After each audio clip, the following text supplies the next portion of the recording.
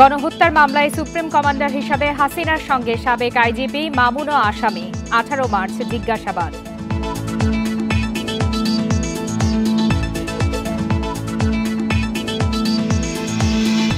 বুয়েট ছাত্র আবরার হত্যা মামলায় 20 জনের মৃত্যুদণ্ড, 5 জনের যাবজ্জীবন হাইকোর্টেও বহাল। রায়ে সন্তুষ্ট পরিবার।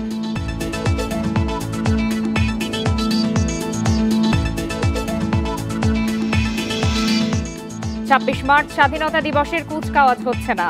যুদ্ধাবস্থা থাকায় আনন্দের মেজাজে নেই সরকার, জানালেন সচিব।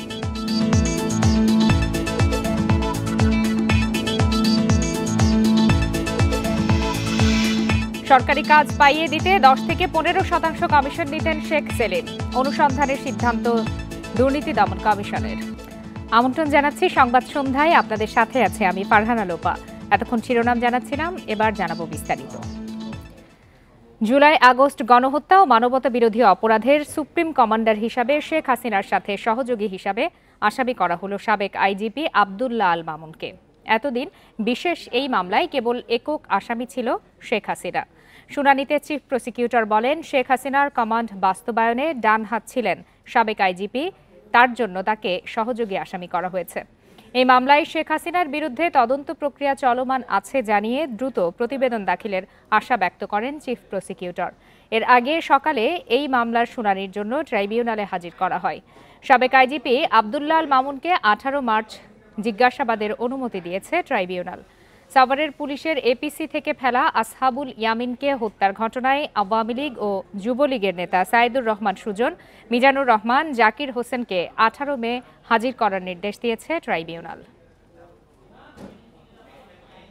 আমরা দেখেছি রেসপন্সিবিলিটি, তার সবকিছু বাস্তবায়নের ডান হাত ছিলেন আইজিপি সাহেব। সে কারণে আমরা কৌশলগত কারণে তাকে এই মামলাতে অন্তর্ভুক্ত করেছি এবং তার সম্পৃক্ততা আছে, যেভাবে শেখ হাসিনার অপরাধ প্রমাণের ক্ষেত্রে তার সম্পৃক্ততাটা দরকার ছিল, যে কারণে আমরা এটা করেছি। বুয়েট শিক্ষার্থী আবরার ফাহাদ হত্যা মামলায় 20 জনের মৃত্যুদণ্ড, 5 জনের যাবজ্জীবন কারাদণ্ড বহাল রেখেছে হাইকোর্ট। উচ্চ আদালতের এই রায়ে সন্তোষ জানিয়ে দ্রুত রায় কার্যকর চেয়েছে পরিবার। আর হাইকোর্ট বেঞ্চের রায়ের মধ্য দিয়ে সামাজিক ন্যায় বিচার প্রতিষ্ঠার পথ প্রশস্ত হলো বলে মন্তব্য করেছেন অ্যাটর্নি জেনারেল।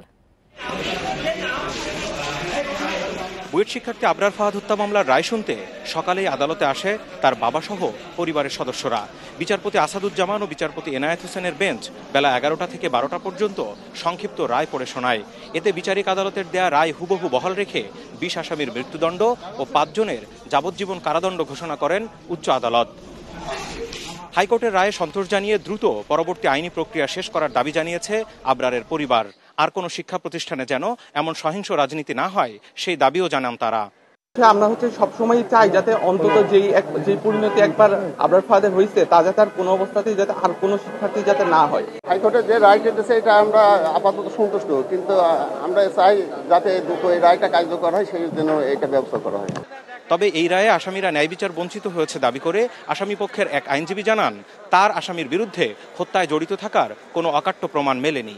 ট্রায়াল ট্রাইব্যুনাল অস্তিত্বহীন ডিপোজিশন ইনসার্ট করে রায় দিয়েছিলেন, এই জন্য আমরা এবং 342-এ তার বিরুদ্ধে একটিও ইনক্রিমিনেটিং এভিডেন্স নাই।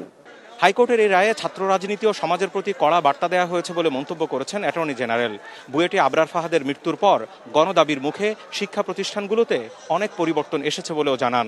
আবরার ফাহাদ তার জীবন দিয়ে এরকম অসংখ্য অগণিত আবরার ফাহাদের জীবন রক্ষা করে গেছে। রায়ের মধ্য দিয়ে একটি রাষ্ট্র এবং সমাজ ব্যবস্থায় ডিসিপ্লিন আনার জন্য, ন্যায় বিচার নিশ্চিত করার জন্য যে ধারণা, বিচার বিভাগের যে ধারণা, সেই ধারণাটা প্রতিষ্ঠিত হয়েছে আবারও। 2019 সালের 6 অক্টোবর রাতে বুয়েটের শেরেবাংলা হলে ছাত্র শিবিরের কর্মী সন্দেহে দ্বিতীয় বর্ষের ছাত্র আবরার ফাহাদকে পিটিয়ে হত্যা করা হয়। হত্যা মামলায় ঢাকার দ্রুত বিচার ট্রাইব্যুনাল সে সময়ে বুয়েট ছাত্রলীগের 20 নেতাকর্মীর মৃত্যুদণ্ড ও 5 জনের যাবজ্জীবন কারাদণ্ড দেয়। মৃত্যুদণ্ডপ্রাপ্ত 3 আসামিকে গ্রেপ্তার করা যায়নি, আর 6 আগস্ট কাশিমপুর কারাগার থেকে পালিয়ে যান আরও একজন। Zahidul Bashar, Independent News, Dhaka. ২৬শে মার্চ স্বাধীনতা দিবসে কুচকাওয়াজ অনুষ্ঠিত হবে না বলে জানান স্বরাষ্ট্র মন্ত্রণালয়ের সিনিয়র সচিব নাসিমুল গনি। দুপুরে সচিবালয়ে এক সভা শেষে সাংবাদিকদের প্রশ্নের জবাবে তিনি একথা বলেন। নাসিমুল গনি জানান, প্রধান উপদেষ্টা বলেছেন যুদ্ধাবস্থা বিরাজ করায় আনন্দ করার মেজাজে নেই সরকার। তবে ২৬শে মার্চ সামনে রেখে কোনো নিরাপত্তা ঝুঁকি নেই বলেও জানান তিনি। তারপরও যে কোনো পরিস্থিতি মোকাবেলায় প্রস্তুত রয়েছে আইনশৃঙ্খলা বাহিনী। স্বরাষ্ট্র উপদেষ্টার সভাপতিত্বে অনুষ্ঠিত সভা থেকে ঈদের আগেই গার্মেন্টস শ্রমিকদের বেতন ভাতা পরিশোধের নির্দেশ দেওয়া হয়েছে। গার্মেন্টস শ্রমিকদের ধাপে ধাপে ছুটি দেওয়ার আহ্বান জানানো হয়েছে। ঈদের ছুটিতে চুরি ডাকাতি রোধে সর্বাত্মক প্রস্তুতি থাকবে বলেও জানান সচিব। ঈদের ছুটি পড়ছে এই সময়, নিরাপত্তা ঝুঁকি তো দেখতেছি না আমি। এবার কি ২৬শে মার্চে কুচকাওয়াজ হবে? গতবার তো হয়নি ১৬ ডিসেম্বর। এবারও হচ্ছে না। নর্মালি গতবারও যখন হয়নি এবারও হচ্ছে না এখন, কারণ আমরা এখন আছি একটা প্রধান উপদেষ্টা বলেছে একটা ওয়ার ফুটিংয়ে আছি, আমরা আনন্দ করার মেজাজে নাই। সরকারি কাজ পাইয়ে দিতে ১০ থেকে ১৫% কমিশন নিতেন সাবেক সংসদ সদস্য শেখ সেলিম। এমন অভিযোগ আমলে নিয়ে অনুসন্ধানের সিদ্ধান্ত নিয়েছে দুর্নীতি দমন কমিশন। দুপুরে সংস্থাটির মহাপরিচালক আক্তার হোসেন জানান, রবিবার কমিশনের সভায় এই সিদ্ধান্ত নেওয়া হয়েছে। জঙ্গি সংগঠন এটাকে নিষিদ্ধ করা। সাবেক প্রধানমন্ত্রী শেখ হাসিনার ফুফাতো ভাই শেখ ফজলুল করিম সেলিম ১৯৯৬ থেকে ২০০১ পর্যন্ত আওয়ামী লীগের প্রথম শাসনামলে ছিলেন স্বাস্থ্যমন্ত্রী। এরপর টানা ৪ বার সংসদ সদস্য হয়েছেন এবং বিভিন্ন সংসদীয় স্থায়ী কমিটির সভাপতি ছিলেন। অভিযোগ আছে, পারিবারিক ক্ষমতার জোরে সরকারি কাজ নিয়ন্ত্রণ করতেন শেখ সেলিম। স্বাস্থ্য, স্থানীয় সরকার, সড়ক পরিবহন সহ বিভিন্ন মন্ত্রণালয়ের ঠিকাদারি কাজে প্রভাব রাখতেন তিনি। প্রতিটি কাজ থেকে কমিশন নিতেন ১০ থেকে ১৫%। বিভিন্ন অনিয়ম ও দুর্নীতির মাধ্যমে দেশের বিভিন্ন স্থানের ১৩০০ কোটি টাকার টেন্ডার কাজে পছন্দের ঠিকাদারের নিকট হইতে 10% হইতে 15% হারে কমিশন গ্রহণপূর্বক কার্যাদেশ প্রদানের অভিযোগের বিষয়ে অনুসন্ধানের সিদ্ধান্ত গৃহীত হয়েছে। দুদক মহাপরিচালক আরও জানান, জ্ঞাত আয় বহির্ভূত সম্পদ অর্জনের অভিযোগে সাবেক তথ্যমন্ত্রী হাসানুল হক ইনু ও তার স্ত্রী আফরোজা হকের বিরুদ্ধে মামলা হয়েছে। প্রাপ্ত অর্থ সম্পত্তির অবৈধ উৎস গোপন বা আড়াল করার উদ্দেশ্যে স্থানান্তর, রূপান্তর এবং হস্তান্তর করার অপরাধ অনুসন্ধানকালে প্রমাণিত হয়েছে। এ কারণে তাঁর বিরুদ্ধে দুর্নীতি দমন কমিশন আইন ২০০৪, দুর্নীতি প্রতিরোধ আইন ১৯৪৭ এবং মানি লন্ডারিং প্রতিরোধ আইন ২০১২ এর সংশ্লিষ্ট ধারায় একটি মামলা রুজুর সিদ্ধান্ত গৃহীত হয়েছে। এছাড়া ৬ কোটি টাকার অবৈধ সম্পদ অর্জনের অভিযোগে বাংলাদেশ ব্যাংকের সাবেক ডেপুটি গভর্নর এস কে সুরের বিরুদ্ধেও মামলা করেছে দুদক। রিশাদ হুদা, ইন্ডিপেন্ডেন্ট নিউজ, ঢাকা। রাঙ্গামাটি সদরে সন্ত্রাসীদের গুলিতে ইউপিডিএফ কর্মী নির্মল খিসা নিহত হয়েছেন। সকাল ৯টার দিকে সদর উপজেলার সাতছড়ি ইউনিয়নে খামারপাড়া এলাকায় এই ঘটনা ঘটে। স্থানীয়রা জানান, সকালে ইউপিডিএফের ৩ কর্মী তৈমেদুং এলাকা থেকে খামারপাড়ায় যাচ্ছিলেন। এ সময় আগে থেকে ওঁত পেতে থাকা সন্ত্রাসীরা তাদের লক্ষ্য করে গুলি ছুঁড়ে পালিয়ে যায়। ঘটনাস্থলেই নিহত হন নির্মল চাকমা। এদিকে এই ঘটনার পর জনসংহতি সমিতির পক্ষ থেকে বিবৃতিতে বলা হয়েছে, এই হত্যাকাণ্ডের সাথে তাদের কোনো সম্পৃক্ততা নেই। ইউপিডিএফের অভ্যন্তরীণ কোন্দলে এই ঘটনা বলেও দাবি করে জেএসএস।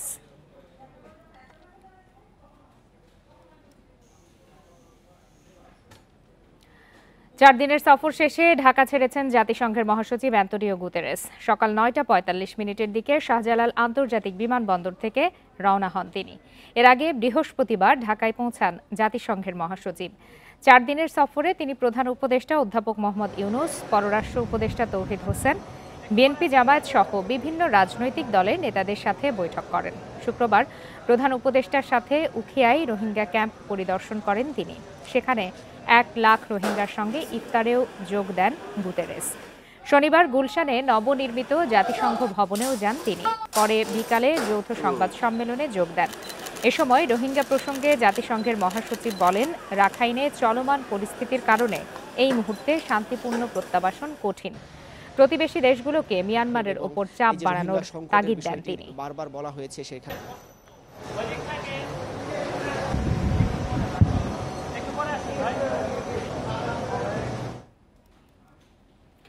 4 দিনের সফরে 26 মার্চ চীন যাচ্ছেন প্রধান উপদেষ্টা অধ্যাপক মোহাম্মদ ইউনুস। চীনের হাইনান প্রদেশে বোয়াও ফোরাম ফর এশিয়া বা BFA এর সম্মেলনে যোগ দিতেই এই সফর। এছাড়া 28 মার্চ বেইজিংয়ে বৈঠক হবে চীনের প্রেসিডেন্ট শি জিনপিং এর সঙ্গে। দুপুরে ফরেন সার্ভিস একাডেমিতে এক সংবাদ সম্মেলনে এসব তথ্য দেন প্রধান উপদেষ্টার প্রেস সচিব শফিকুল আলম। 26 তারিখে যাওয়ার পর 27 তারিখে প্রফেসর ইউনুস বোয়াও ফোরামে কথা বলবেন। সেখানে মূল ইস্যু হচ্ছে যে মানে এশিয়া এবং দ্য ওয়ার্ল্ড, এই যে changing role of Asia in the world, সেটা নিয়ে উনি একটা স্পিচ দিবেন। তো যেগুলো কথা হবে চায়নার সাথে, একটা বড় এমফাসিস হবে যে চাইনিজ ফ্যাক্টরিগুলো কিভাবে বাংলাদেশে রিলোকেট করা যায়। বাংলাদেশে আন্তর্জাতিক মানের নির্বাচন করতে ইউরোপীয় ইউনিয়ন সহ সব ধরনের সহযোগিতা করতে আগ্রহী তারা। যে কোনো প্রয়োজনে পাশে থাকারও আশ্বাস দিয়েছে সংস্থাটি। দুপুরে নির্বাচন কমিশন কার্যালয়ে প্রধান নির্বাচন কমিশনার AMM নাসির উদ্দিনের সাথে বৈঠক শেষে এসব কথা বলেন ইউরোপীয় ইউনিয়নের রাষ্ট্রদূত মাইকেল মিলার। এ সময় প্রধান নির্বাচন কমিশনার বলেন, বৈঠকে নির্বাচনী বাজেট নিয়ে জানতে চেয়েছে EU। তারা সহযোগিতা করতে আগ্রহী। নির্বাচনে কি কি সহায়তা প্রয়োজন তা নিয়ে জানতে চেয়েছে। UNDP ও IFCর সাথে সমন্বয় করে সংস্থাটি সাহায্য করবে। নির্বাচনী এজেন্টদের প্রশিক্ষণ দিতে EU এর কাছে সহায়তা চাওয়া হয়েছে বলেও জানান AMM নাসির উদ্দিন। পরে তিনি বলেন, আন্তর্জাতিক মানের পাশাপাশি অবাধ সুষ্ঠু নির্বাচনে প্রতিশ্রুতিবদ্ধ কমিশন।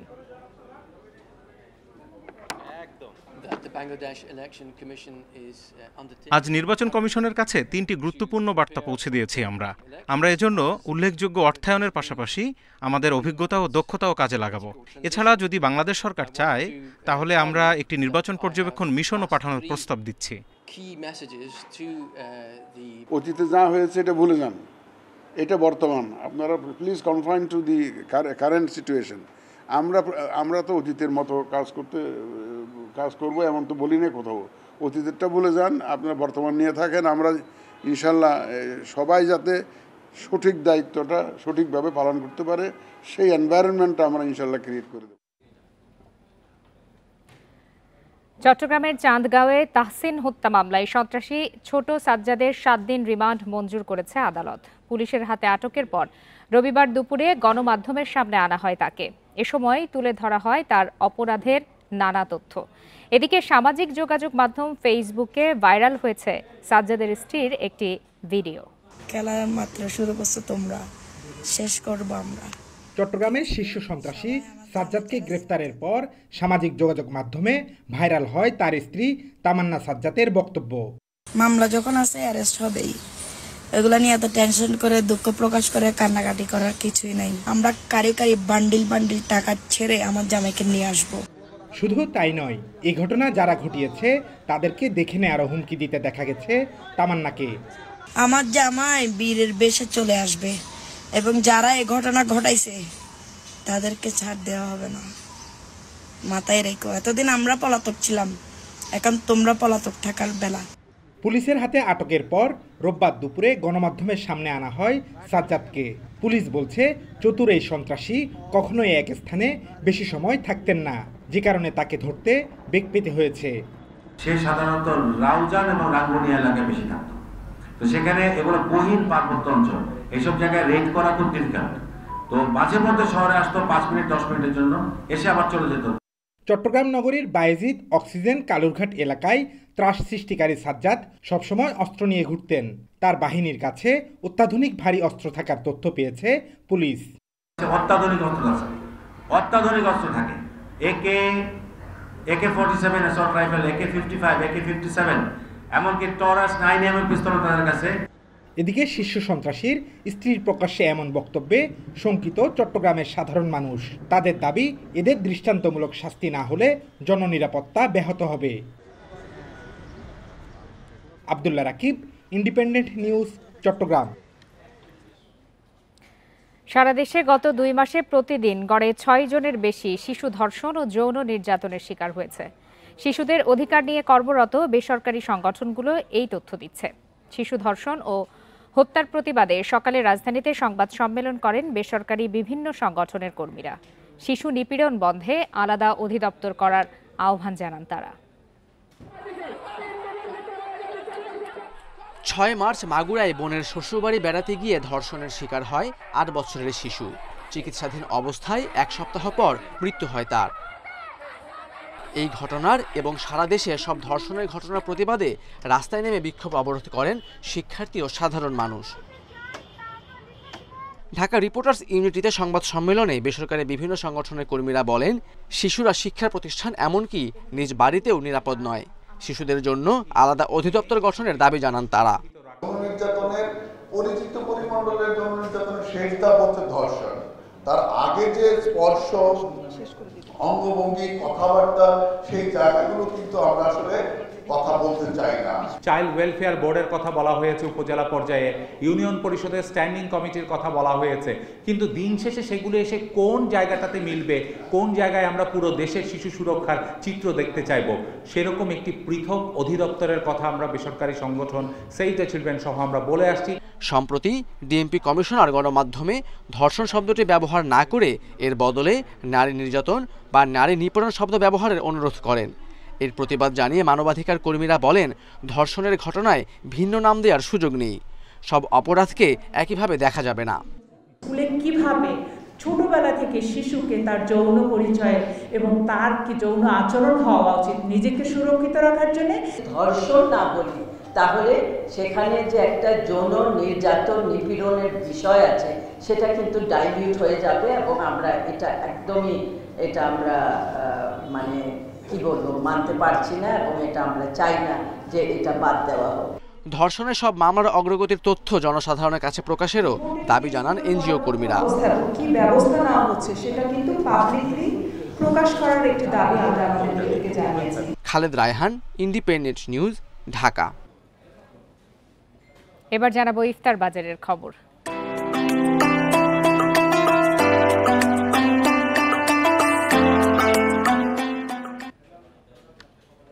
দেড় যুগ ধরে চলে আসছে ফেনীর জহিরিয়া মসজিদে ইফতারের আয়োজন। মুসল্লিদের দানে ধনী গরিব প্রায় ১৫০০ রোজাদার একসাথে বসে ইফতার করেন। এদিকে ৩০০ বছর ধরে নোয়াখালীর মোল্লাবাড়িতে আয়োজন করা হয় ইফতারের।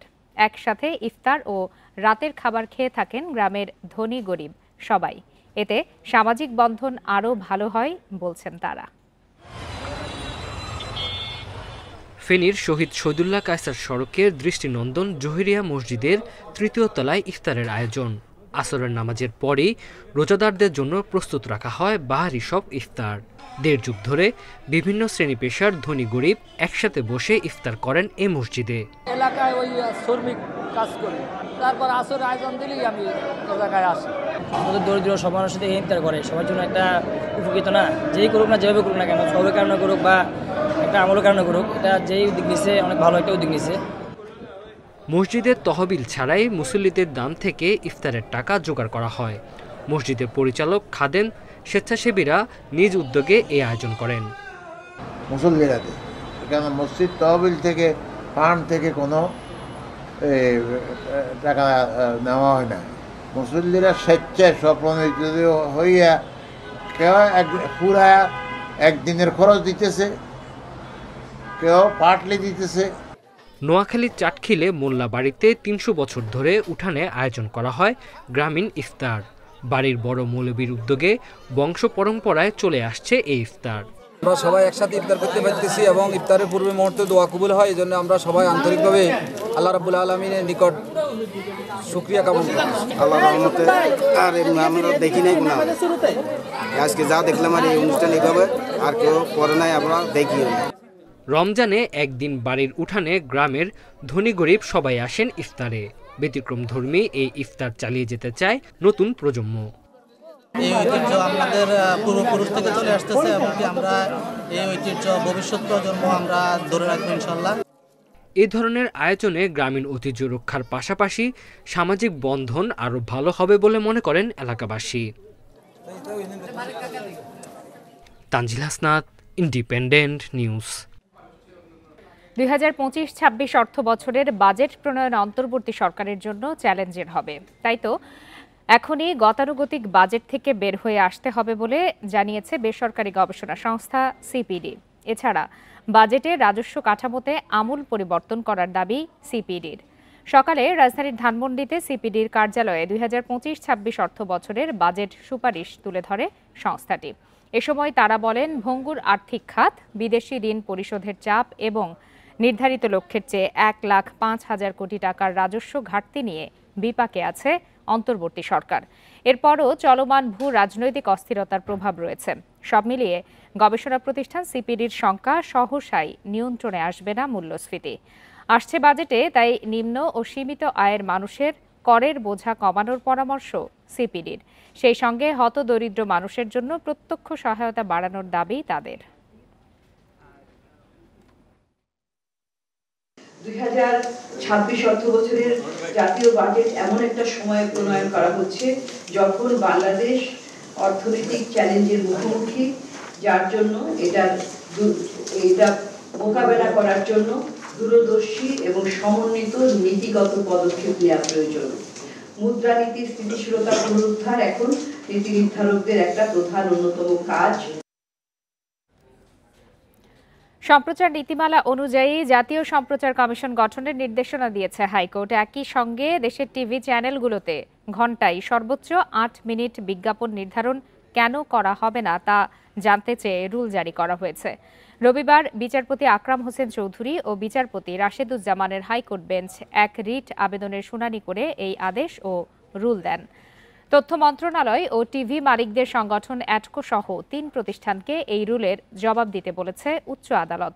পরে রিটকারী আইনজীবী তৈমুর আলম খন্দকার জানান, বিজ্ঞাপনের আধিক্যের কারণে অনুষ্ঠান উপভোগ কিংবা সংবাদ দেখতে দর্শকদের বিরক্তি বাড়ছে, কিন্তু এজন্য অভিযোগ দায়ের করার মতো কোনো কর্তৃপক্ষ না থাকায় আদালতের দ্বারস্থ হয়েছেন।